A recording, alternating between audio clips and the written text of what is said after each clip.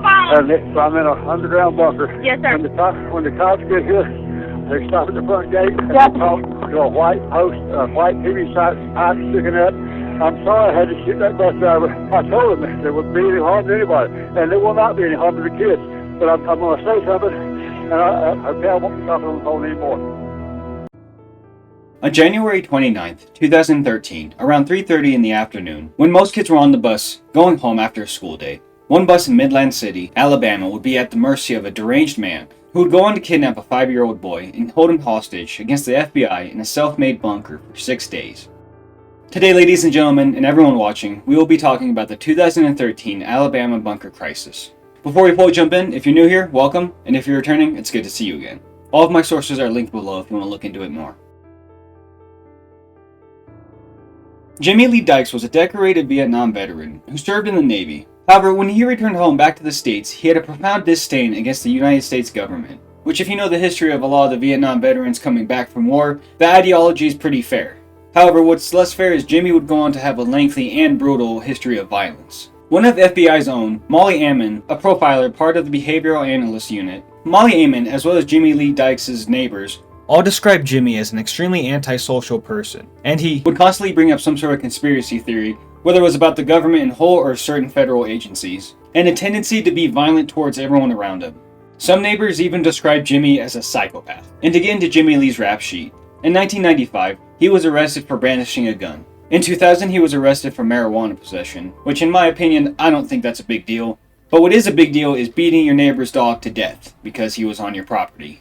Jimmy beat his neighbor's dog to death simply because he was on his property. And I understand a lot of people think like, oh, if you come onto my property, I have 100% right to shoot you and end you. Which, that's not the case. And that's fine and dandy and all. And usually you're supposed to shoot, a trespasser. Jimmy didn't shoot this neighbor's dog. No, he beat him with an iron pipe. And it wasn't just dogs, but just any living creature in general, I guess, because he also threatened neighborhood children who got on his property. He's like that old man stereotype where it's like, get off my lawn, you nasty kids, because I hate humanity.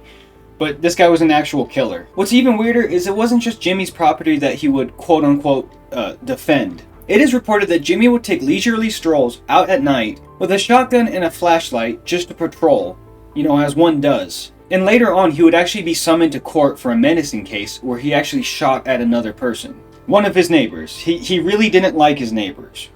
When you got people at the top that don't even know why the system is supposed to run, well, they shit on all the people down the bottom, and that's just I'm on the bottom too now. So and the only reason that I'm having to leave here now is because they don't want to stand up and be what they're hired to do up there in that office of power. Well, you can call and give them a chance. Well, that's just the way the law is. Okay. However, he would never get to that court summoning because of the incident that we're talking about in this video. All of his backstory is to paint the picture of who Jimmy was as a person.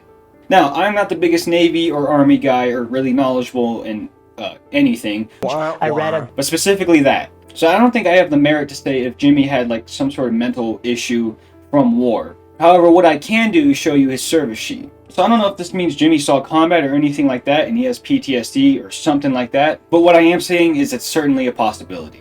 And to add on to all of that, that's not me saying that's an excuse to do what he did. It's just maybe a reason. And again, maybe. I don't know. I'm just a dumb kid in the basement talking to a camera by myself. And obviously I didn't know Jimmy personally, and all these accounts are from word of mouth besides his rap sheet.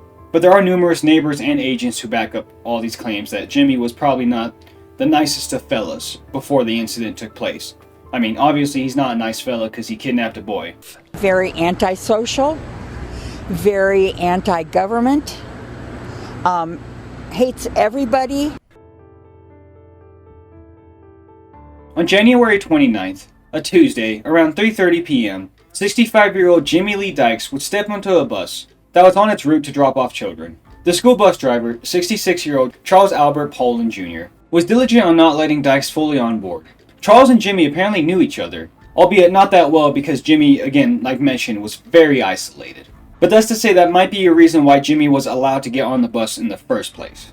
Also, Jimmy was brandishing a weapon. I don't know if it was before he got on the bus or after, but that also could have helped. However, Charles did deny full entry towards the students, and in fact he unlocked the emergency exit when he realized things are getting worse than they are getting better.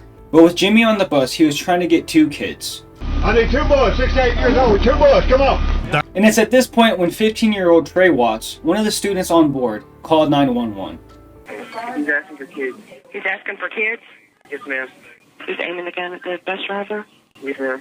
Oh my gosh, what's going on? Which not only shows us how good Trey's foresight was, but also the interaction between Jimmy and Charles had escalated to the point where someone felt the need to call 911. Now, Charles, being smart and a good and brave man, said no, and he attempted to block Jimmy's entrance from the kids. It's at this point when the hostility really reaches its climax, because Jimmy says this. I thought she would have killed me. No. Charles, being a brave man, continued to defend the kids from Jimmy as long as he possibly could. Yet Jimmy shot 5 shots into Charles, ending his life. No!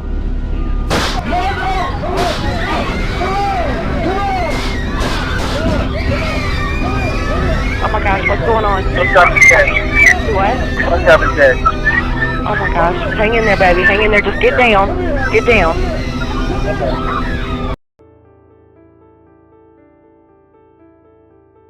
And unfortunately, this is just the start of Jimmy Lee Dykes' full rampage, as he would go on to kidnap a 5-year-old, Ethan Gilman, an innocent boy with Asperger's. And I only mention his Asperger's because if you go looking into this, a lot of news stations will call him an autistic boy, and plus it is important for later during the hostage crisis because Ethan does need medication. So for the next 6 days, stakes were very high. I mean, they'd be high enough without the Asperger's and medications, but now Jimmy Lee Dykes, a criminal, is full-on responsible for a 5-year-old boy. And where Jimmy would take Ethan is an underground homemade bunker that Dykes had built. And knowing Jimmy's past with Vietnam, as well as his extreme isolation and anti-government viewpoints, it's not that crazy that this guy would make a bunker. Said bunker had an entrance by the stairs. It was roughly 6 by 8 feet. And honestly, the bunker details are kinda hard to find. I had to go off pictures. But it looks like he was stocked up on food, water, he had electricity, he had bedding, he had lights.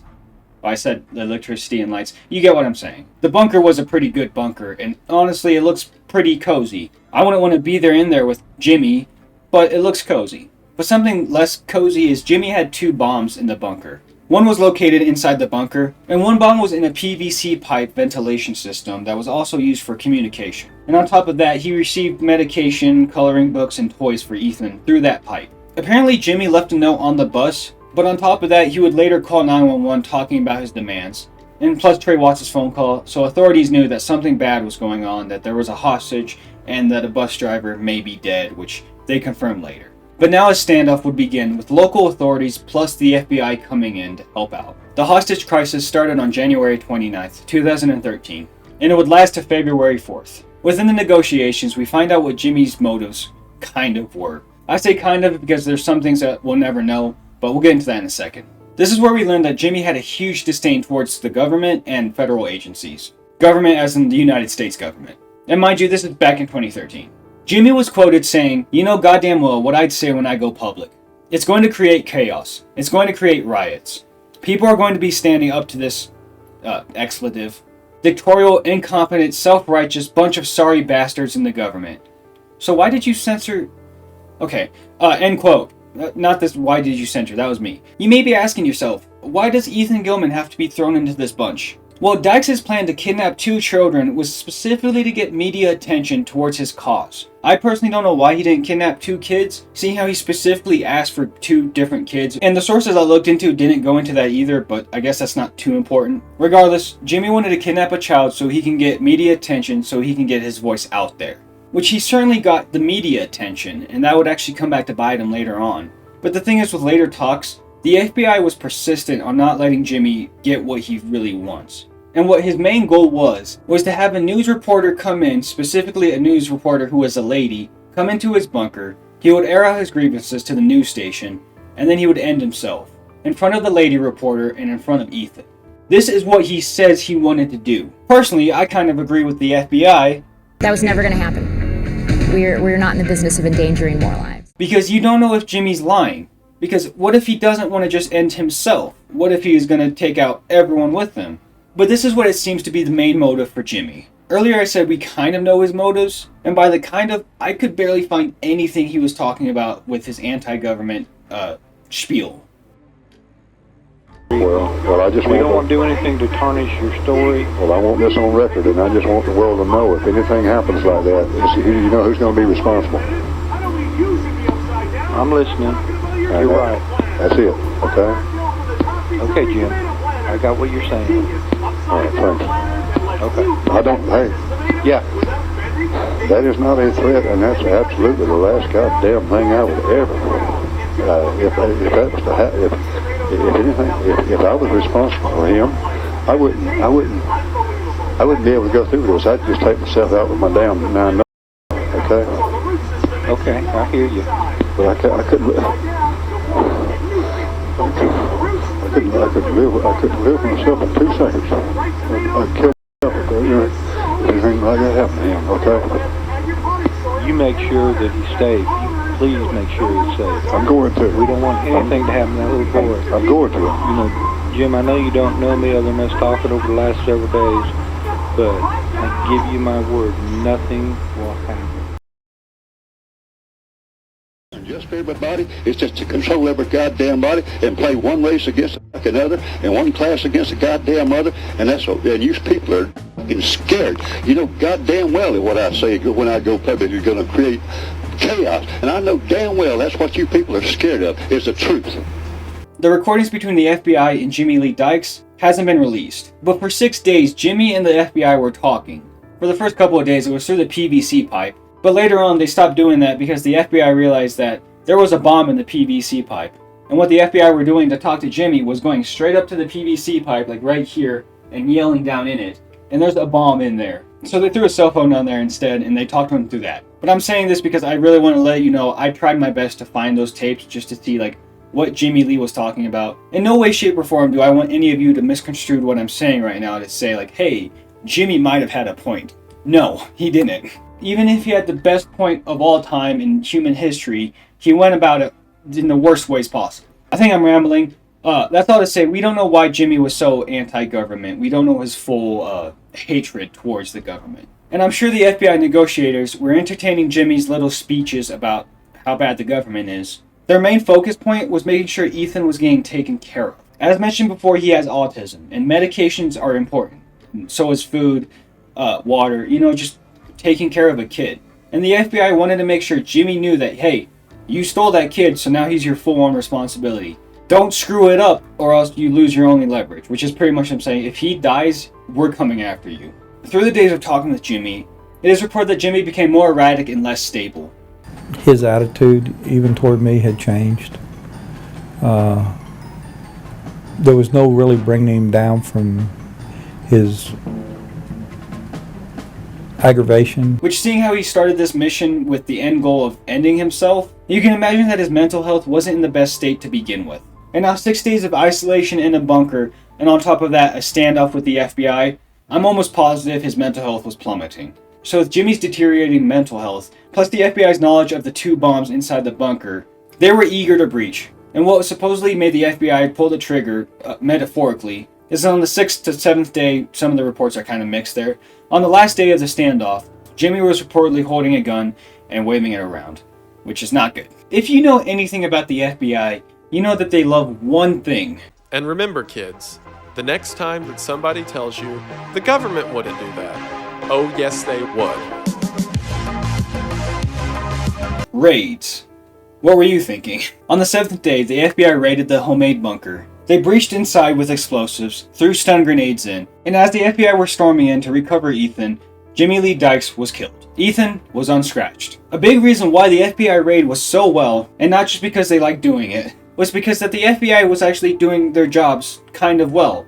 I never want to give props to the feds or anything, but they knew what Dykes' bunker looked like from the inside. They knew that he had a TV, they saw the stairs, they saw where the PVC pipe was, and that's where they saw that Jimmy was brandishing a weapon, not specifically towards Ethan, but at the same time, you don't need to be holding a gun when the only person in the room is a little boy. So the FBI knew what the bunker looked like, so in the couple of days that the negotiators were trying to talk Jimmy out of, ending himself, the FBI were also making a replica bunker to practice their breaching attempts. And something cool that I think the FBI and agencies and authorities do is that they play on people. They knew that Jimmy wanted the media attention, and they also knew that Jimmy had a TV inside the bunker and he was watching news about what's going on. So during the standoff, they would actually play up to Jimmy. They would go onto news stations and just go up to the cameras and microphones and say, "Hey, thank you, Jimmy, for taking care of my son." Hopefully we can all get this worked out and have a wonderful day in life. I want to thank him for taking care of our child. That's very important. Obviously, you'd probably want to say, Jimmy, I'm gonna fucking tear your head off. I want to thank him for taking care of our child. That's very important. But the FBI knew that Jimmy was looking for this media attention. Yet the negotiations failed, and the FBI, knowing the bunker like the back of its own hand, they breached, Ethan was saved, and Jimmy was killed. An official quote from the FBI was, "I certainly would have much preferred to prosecute him than for him to be killed, but mostly my thoughts were dominated with the relief that Ethan was alive." And thus the standoff concluded. The standoff was over, and Ethan was returned home safely, to the joys of the community, as the community had been holding candlelight vigils as well as prayer services during the standoff, praying and hoping for Ethan's safe return. But unfortunately, a bus driver, and more importantly, a good and brave man, Charles Poland Jr., lost his life. Charles Poland Jr., or known as Chuck, was a beloved bus driver by all the kids he would drive, Ethan being one of his favorites. In fact, Ethan stated that he liked to sit right behind his favorite bus driver, Charles. There's a long line of heroes, and I don't use that word lightly, but I can also tell you that Mr. Poland, the bus driver, is a hero. This could have been so much worse. I have no doubt that his actions likely saved those children being harmed. In the audio tapes of the 911 call that Trey Watts made, revealed that Charles stood his ground for as long as he possibly could. Can't do it. Do it! Sorry. You're gonna have to shoot me. I thought you should have killed me. Please, do it. No. Do it. Do it. I don't kill you. It's my responsibility. I can't help that. Kids on the I can't help it. I can't turn them over to somebody else. His last act in life was to defend children from a deranged man. And what's even worse is Charles, or Chuck rather, was friendly with Jimmy. I slightly mentioned it earlier. With Jimmy's history of isolation and just being violent towards people around him, it's kind of amazing that Charles was able to form some sort of bond with Jimmy. Like a couple of days before the incident, it's reported that Charles gave Jimmy some eggs and some homemade jam. One of the few people to show Jimmy kindness, and Jimmy decides to murder Charles. In the days following the event, Charles Poland Jr. was given a hero's funeral, with hundreds going to the local civic center to give their condolences. Other prayer services and vigils also went on. And on a little bit of a brighter note, Ethan would turn 6 shortly after. And quote, he's laughing, joking, playing, eating, the things that you would expect a normal 5 to 6 year old young man to do. He's very brave. He's very lucky. Jimmy Lee Dykes' full list of problems towards the government was never fully revealed. Whether it be the FBI just not releasing the negotiation phone calls, to Jimmy just going on straight delusional rants from the stuff that was released, he wanted to get his voice out there against a tyrannical and corrupt government. Governments are known to be corrupt, and I'm pretty sure most of us can agree that we are against a corrupt and tyrannical government. But he murdered an innocent man who was only doing his job and going above and beyond in protecting children, and then kidnapped a child. And I said it earlier, but I want to say it again. If his motives were in the right place, like 100%, whether or not they were, he went about it in the worst way possible. And for that, he did attain one goal, and that's getting the media's attention. But he also made himself public enemy number 1 in doing so, and no one really sided with him or listened to him because he kidnapped a child.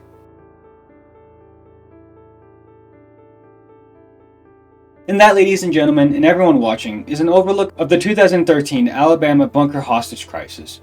Did you know about this crazy abduction? If you did, let me know how you heard of it. And if you were alive and watching the news back then and saw this in real time, I was a child, so I was not focused on the news. If you were actually watching this in real time, let me know how the public's perception was. Because I didn't find anyone really supporting Jimmy, and rightfully so, I'd say. But I'm kind of curious if there was anyone out there nah, screw the government, abduct a child. And with these type of videos, I look into the sadder parts of history. I do like to look at the parts of humanity within the stories. Like Charles Poland Jr. is a hero. As well as 15-year-old Trey Watts, who was brave enough to call 911 while there was an intruder on his bus with a gun. And of course, Ethan was strong to be able to go through those 7 days and then come back to be just a normal kid. Well, as normal as he could be. Alright, well those are my thoughts on this incident. If you have anything to add, then please go ahead and add it. And if you disagreed with any of my thoughts, then let me know. If you enjoyed this breakdown of this incident, then leaving a like really helps out. And if you're groovy enough, then hit that subscribe button. Alright, I'll see you next week. Bye. Can't do it. Do it! Sorry. You're gonna have to shoot me. I thought you should have killed me. No. Do it! Do it! It's my responsibility. I can't help that. Kids on I can't help it. I can't turn them over to somebody else.